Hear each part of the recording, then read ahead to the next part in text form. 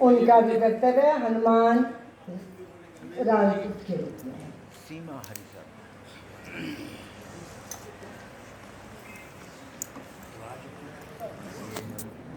हनुमान कुशल राजनीतिज्ञ। हमने सोचे गए क्यों नहीं, क्योंकि साथ एक काम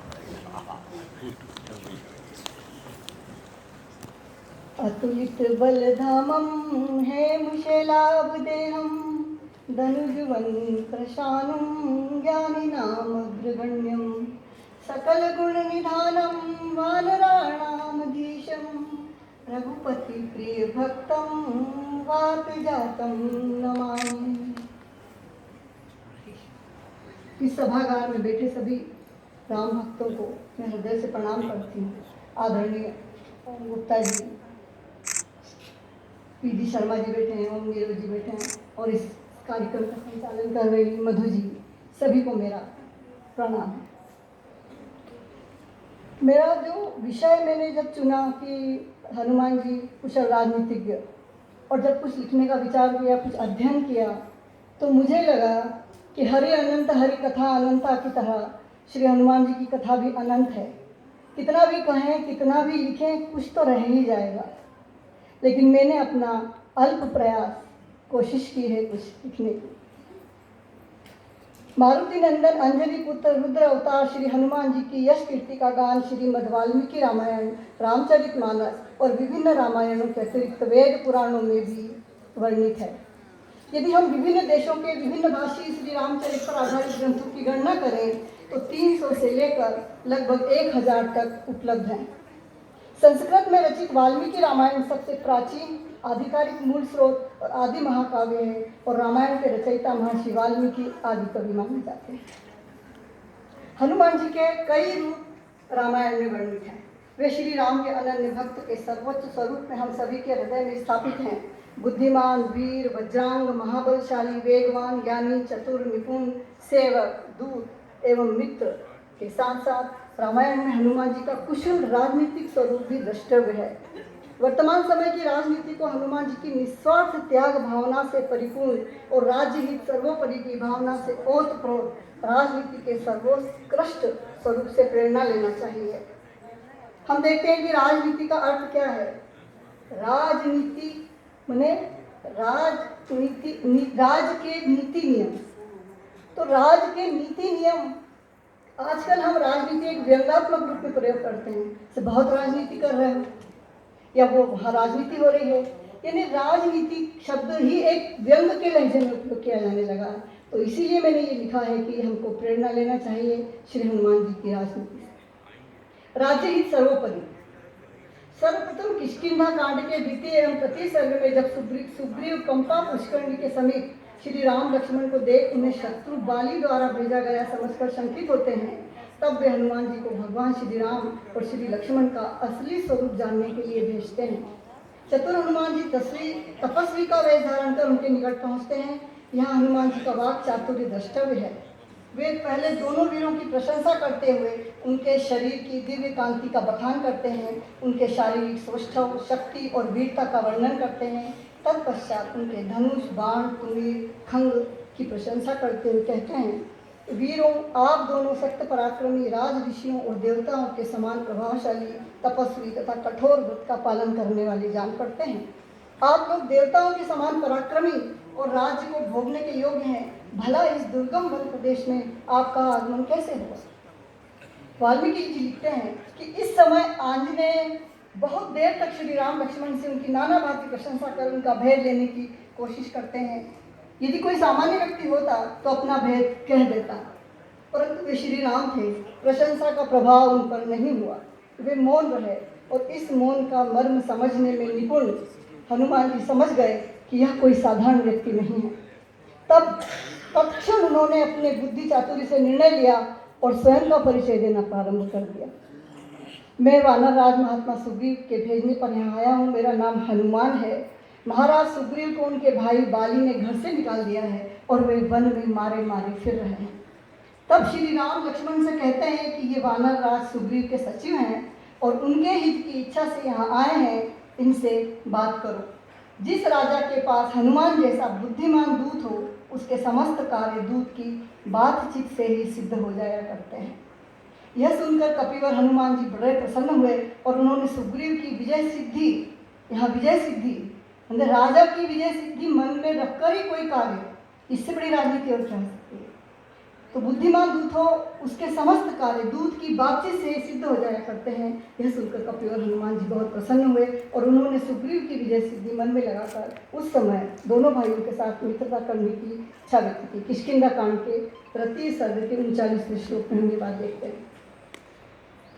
अब अगर हम देखें तो यहाँ द्रष्टव्य है कि हनुमान जी ने सुग्रीव की विजय का ध्यान करते हुए ही मित्रता की इच्छा की। यह उनके राजनीतिक उद्देश्य की पूर्ति की स्वीकार थी।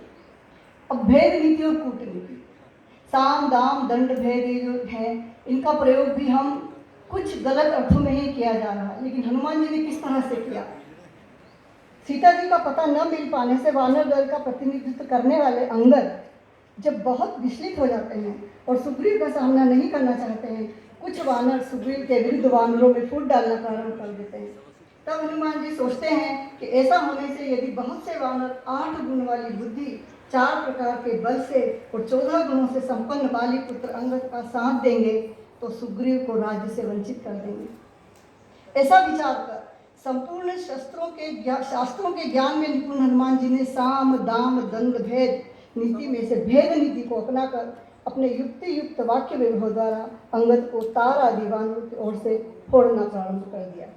वे अंगद से कहते हैं कि दुर्बल के साथ विरोध करके बलवान पुरुष चुप बैठा रहे, यह तो संभव है। ये किष्किंधा कांड के 54वें सर्ग में हम देखते हैं कि दुर्बल के साथ विरोध करके बलवान पुरुष चुप बैठा रहे, यह तो संभव है, परंतु किसी बलवान से बैर बांधकर कोई दुर्बल पुरुष कहीं भी सुख से नहीं रह सकता। अतः अपनी रक्षा चाहने वाले दुर्बल को बलशाली से विग्रह नहीं करना चाहिए। नीतिज्ञ ऐसा ही कहते हैं। यहाँ हनुमान जी कुशल राजनीति की तरह नीति, राजनीति, भेद नीति सभी का सुनियोजित प्रयोग करते हुए दिखाई देते हैं। प्रत्युत्पन्न मति से निर्णय लेना, कुशल राजनीतिज्ञ में प्रत्युत्पन्न मति से तुरंत ही निर्णय लेने की क्षमता होनी चाहिए। सुंदरकांड के प्रथम सर्ग में जब महावीर समुद्र लांघते हैं, तब देवता, गंधर्व और महर्षियों ने नाग माता सुरसा से उनकी बुद्धि बल जांचने के लिए मार्ग में बाधा उत्पन्न करने के लिए कहा। सुरसा ने भयंकर विकराल राक्षसी रूप धारण कर हनुमान जी को घेर लिया और बोली, कपि श्रेष्ठ देवताओं ने तुम्हें मेरा भक्ष्य बताकर मुझे अर्पित कर दिया है, मैं तुम्हें खाऊंगी, तुम मेरे इस मुंह में चले आओ। हनुमान जी विनय करते हैं, हे देवी, मुझे श्री राम की अर्धांगिनी सीता माता की खोज में अविलंब जाना है, अतः अभी मुझे जाने दो। मैं माता की खबर श्री राम तक पहुंचाने के बाद स्वयं तुम्हारे मुंह में प्रवेश कर जाऊंगी। सुरसा नहीं मानती, कहती है मेरे मुंह में प्रवेश करना ही होगा, मुझे लांघ कर तुम नहीं जा सकते। तब हनुमान जी क्रुद्ध होकर कहते हैं, तुम अपना मुंह इतना बड़ा करो जो मेरा भार उठा सके।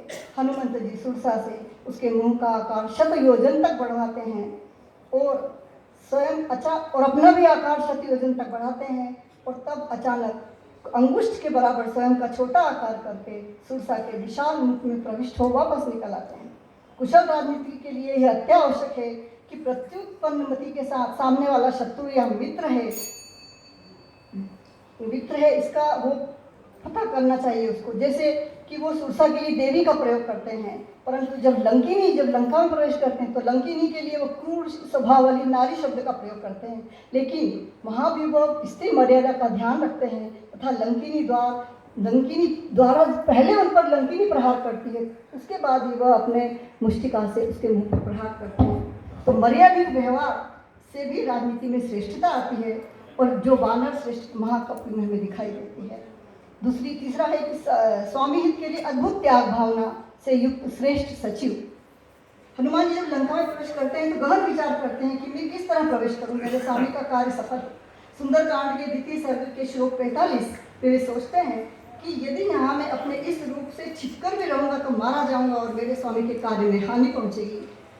तो दूत या सचिव का कार्य अत्यंत ही कठिन होता है, उसका जीवन प्रतिपल संकट में रहता है, परंतु पवन कुमार को अपने प्राणों से अधिक स्वामी के कार्य की सफलता की चिंता रहती है और लंका में वो प्रवेश करते हैं मशक का रूप रखकर। लंका में हनुमान जी के अत्यंत कुशल राजनीतिक रूप का हम साक्षात करते हैं, जब वे शत्रु के घर में भी मित्र ढूंढ लेते हैं और यही विभीषण सीता माता का पता बताते हैं तथा लंका के सभी भेद उजागर कर रावण को पराजित करने में मददगार साबित होते हैं। लंका में उत्पात कर वे शत्रु के बलाबल की जानकारी भी ले लेते हैं और कूटनीति से पूंछ में आग लगवाकर पूरी लंका में आग लगाकर श्री राम की शक्ति का परिचय भी दे देते हैं। श्री राम का दूत बनने वाला व्यक्ति कोई साधारण व्यक्ति हो ही नहीं सकता था। यह सामर्थ्य सिर्फ हनुमान जी में था। अंतिम पंक्तियां देती हूँ कि राजनीतिक मनोविश्लेषण। वाल्मीकि रामायण के युद्ध कांड के 17वें सर्ग में जब रावण द्वारा प्रताड़ित विभीषण श्री राम की शरण में आते हैं, यहाँ बहुत ही कुशल राजनीतिज्ञ का स्वरूप हमें हनुमान जी का दिखाई देता है। तब सुग्रीव, अंगद, जामवंत सभी सशंकित रहते हैं। सुग्रीव कहते हैं आखिर ये शत्रु का भाई है, प्रकृति से राक्षस है, इसका विश्वास नहीं किया जा सकता। शत्रु द्वारा की गई सहायता तो सदा ही संदेहास्पद रहती है। जामवंत ने कहा इसको आदेश काल में आया देखकर शंका हो रही है। शरभ ने कहा इस पर गुप्तचर छोड़ा जाना चाहिए, इससे प्रश्न प्रतिप्रश्न किए जाएं। तब श्री राम सबसे सम्मति मांगते हैं। तत्पश्चात सचिवों में श्रेष्ठ और संपूर्ण शास्त्रों के ज्ञान जनित संस्कारों से हनुमान जी ने ये मधुर वचन कहते हैं।